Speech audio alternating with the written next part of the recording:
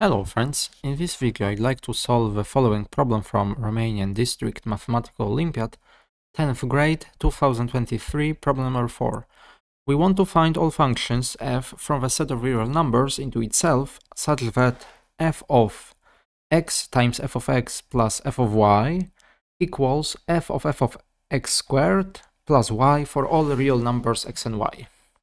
So my hints for this problem are as follows.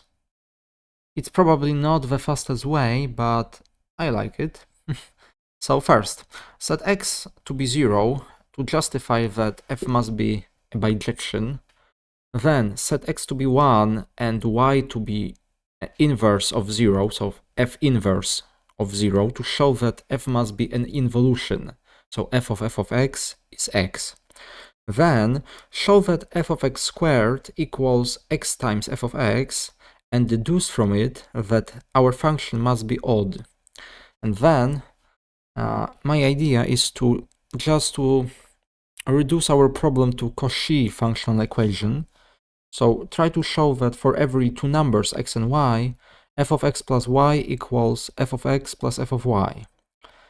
Then show that f of x squared equals x squared, which implies that our function needs to be continuous at 0. And remember that every function which satisfies Cauchy functional equation, which is continuous at least one point, must be automatically linear. And finally, remember to verify your results. So give this problem a try, and I will see you in just a minute. Okay, so here comes my solution. As I suggested, let's start with setting x to be 0. So set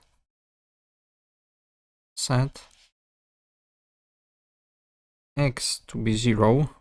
And you know what, let's mark our very first functional equation by asterisk.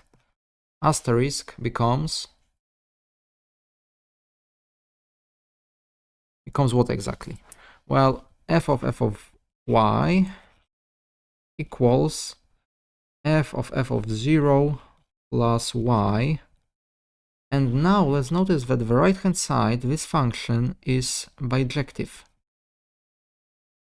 How do I know that? Well, because it's a linear function, non-constant linear affine function. It's a non-constant affine function, which is always bijective. And that means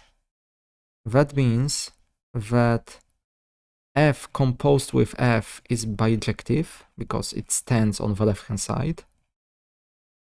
And a well-known property says that if we compose two functions which are the same, and if the result is bijective, our function f must be bijective as well. If you don't believe me, you can verify it by hand. It's very easy to show that f must be both injective and surjective. So now we know something. It's very important. And now we can set x to be 1 and y to be pre-image of 0. And asterisk becomes the following. Well, we have f of 1 plus f of y, but f of y is f of f inverse of 0 equals, and on the right hand side we have f of x squared, f of 1 again, plus y, but y is f inverse of 0. And now let's take a look. F composed with f inverse of 0, well, it's obviously 0. And on the left hand side we have f of 1, and here we have f of 1 as well. So it simplifies to 0, so 0 equals f minus 1 of 0, and that means, after taking f on both sides, that f of 0 equals 0. Very well. And now, that means, if I mark this equation, which was derived right here, f of 0 is 0, so double asterisk becomes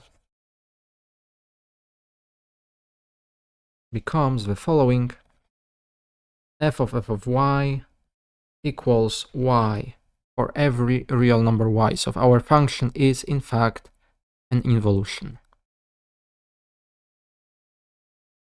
Let's mark it triple asterisk, why not?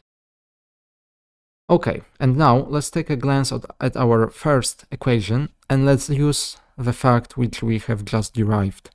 Because now we know that f of x squared, this right here, is just x squared. So our very first equation, asterisk, becomes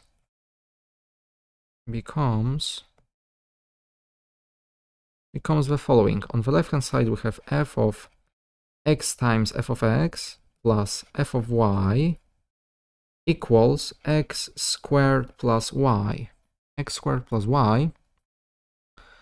And now I will take the very same equation and I will apply function f on both sides.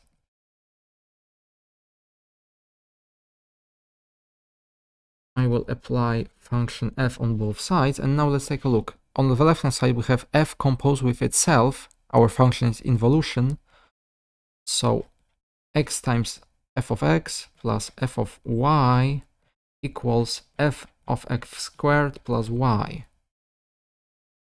And let's mark it, you know what, let's mark it. So it was, so this and this is by triple asterisk, by the fact that our function is involution. And now let's mark this equation 4 asterisks. Why not? Okay, and now let's set y to be 0. Let's set y to be 0. 4 asterisk becomes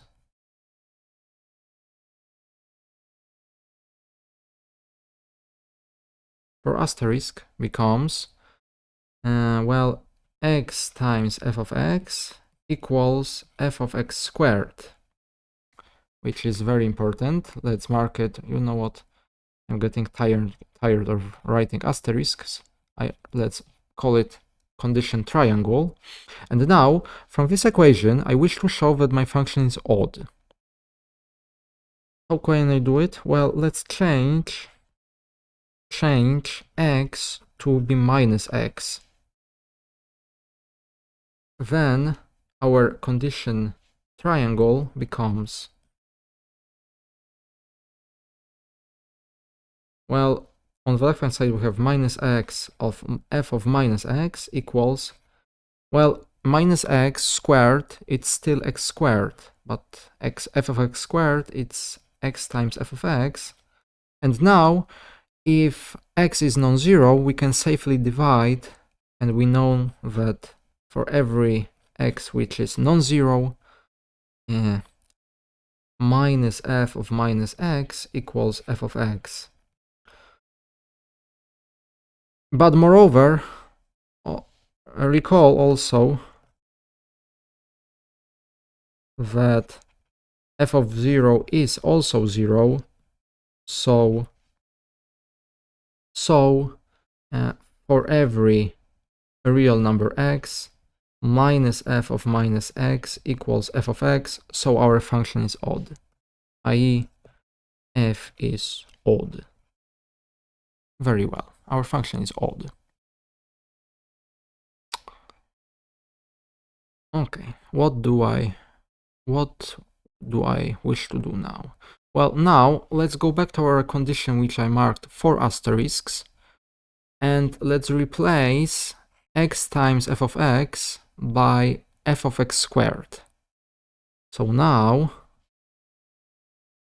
4 asterisks, this condition can be written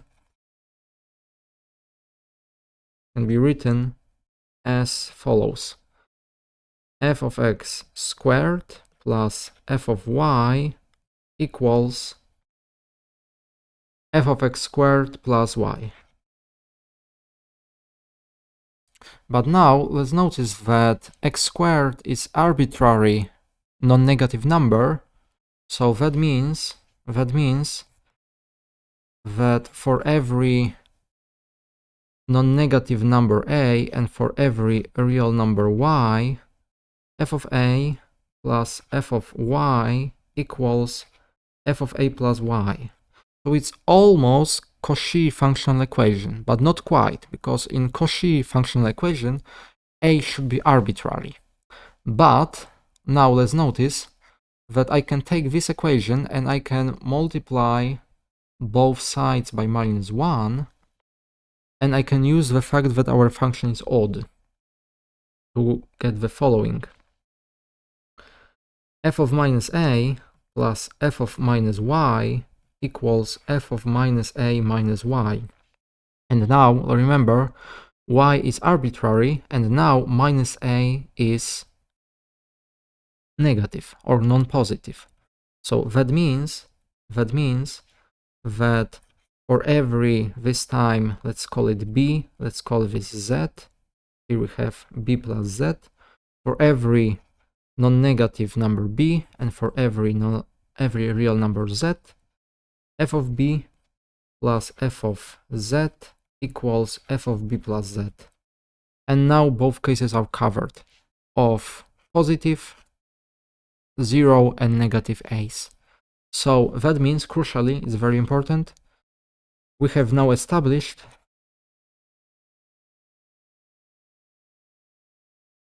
that f satisfies Cauchy functional equation.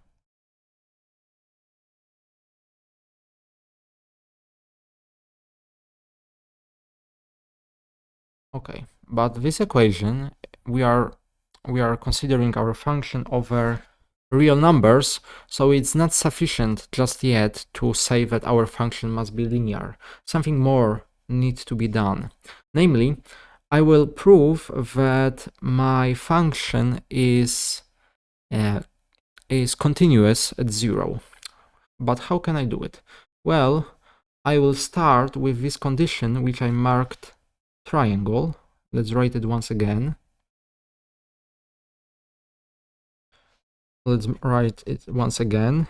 Condition triangle says that x times f of x equals, what exactly? Equals f of x squared. Equals f of x squared. Very well. And now let's change.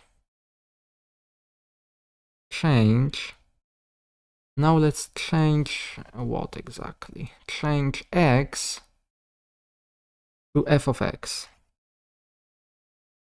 What do we have? Then we have f of x, f of x equals f of x squared. Lots and lots of parentheses.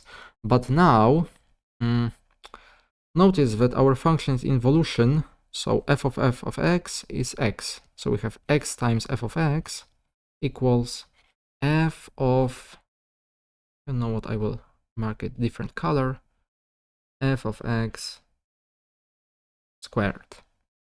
Very well. And now let's compare. Let's compare both sides. This is at the same time both f of x squared and f of this quantity. So from this and from this, we have f of x squared equals f of, maybe let's write it in that, f of x squared. Very well. And now for our function is injective, so we can remove outer occurrence of our function f. So x squared equals f of x squared. And now let's take square root on both sides. We get absolute value of x equals absolute value of f of x. And now let's notice that As x goes to 0, the left-hand side goes to 0, so the right-hand side must go as well. And that means taking x going to 0, we see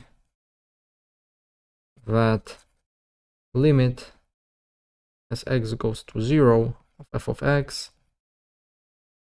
equals 0. So f is continuous at x equals 0, because f of 0 is 0. Okay, now we are almost done, because our function satisfies Cauchy functional equation. It is continuous at least one point. And now we know it's a well-known result. Now we know that f must be linear, i.e. f of x equals a times x for some constant number a. Okay. Now, I wish to do a verification, but maybe, you know what, we can get rid of most of the values of a, because remember that our function is involution. Since f of x equals x, we know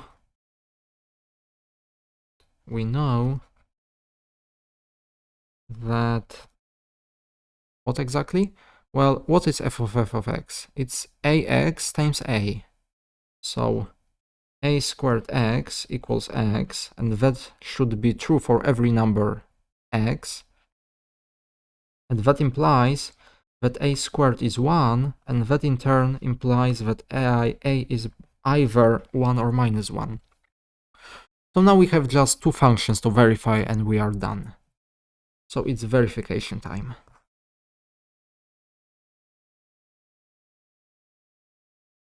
So let's do a verification. We have two functions to verify. First, f of x equals x, identity function. Let's take a look. Left-hand side. On the left-hand side, we have f of x times f of x plus f of y.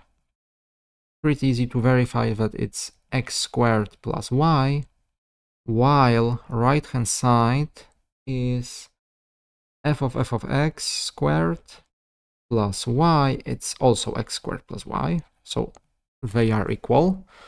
Now let's verify the second function, f of x equals minus x. Then left-hand side, which is f of, of this. Let's take a look. X times minus x, so we have minus x times minus x minus y. So it's x squared plus y. And on the right-hand side, we have f of x squared plus y. It's minus x squared plus y, and it's also x squared plus y. So perfect. Both functions satisfy our equation. So our equation, functional equation, has two solutions. The solutions, so yes, these solutions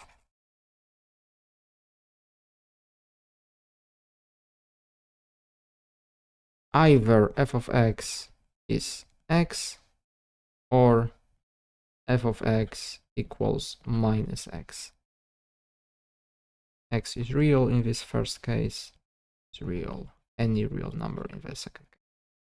And that's it. We have exactly two solutions. Very nice problem, I'd say. As I said, there are probably shorter ways to show that, but I like reducing my functional equation problems to Cauchy functional equation, because it's a well-known, well-studied, and simple, rather simple functional equation. The tricky part is showing this additional condition that either our function is continuous, or at least continuous at one point, or that it is bounded on some interval or something like that. Yes, thank you for watching, I wish you a nice day and I will see you next time. Goodbye.